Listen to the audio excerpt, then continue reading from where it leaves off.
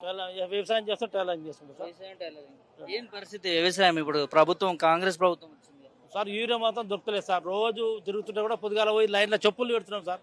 Urea దొరకలేదు, ఆ, urea అసలే దొరకలేదు. ఆ, ఇంకా ఏం చేస్తాం సార్? ఇంకా ఏం కాపురం చేస్తాము, ఏమని చేస్తాం చెప్పు. ఇది కథ సార్. పిండి సంచులు దొరకలేవు, యూరియా అసలే దొరకలేదు అసలు. ఏమంటారు అధికారులు? ఏమంటున్నారు సార్ అధికారులు? ఇంకా ఎక్కడ పోతుందో మరి. ఇంతకుముందు అంటే కేసీఆర్ ప్రభుత్వం ఉన్నప్పుడైతే మస్తు వస్తుండే, ఇప్పుడైతే అసలు యూరియానే లేదు.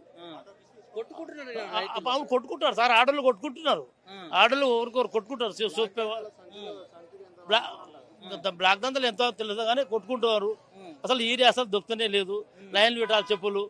ఇంకా ఎంతగానో పెడతాము.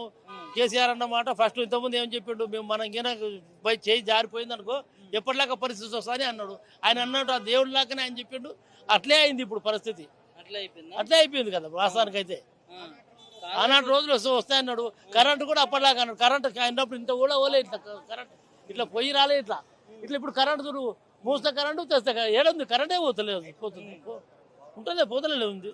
మొత్తం కేసీఆర్ చెప్పిండు ఆయన బ్రహ్మ అదిలాగా సేమ్ అట్లే అవుతున్నాయి కానీ ఏ మూత మార్పే లేదు. మార్పు కావాలని తెచ్చుకున్నారు కదా కాంగ్రెస్ ప్రభుత్వం 6 గ్యారెంటీలు అని చెప్పి. ఏ అంత 420 6 గ్యారెంటీలు మోసపోయినాము. అంత పరిశాన్ అయింది సార్. అంత తప్ప వేరే గోద పడుతున్నాము. ఏడ్చేది ఒకటి తక్కువ ఉంది. ఇంకా వాళ్ళు చెప్తారో కొట్టుకోవాలి ఇట్లా. ఏం చేస్తాం మరి?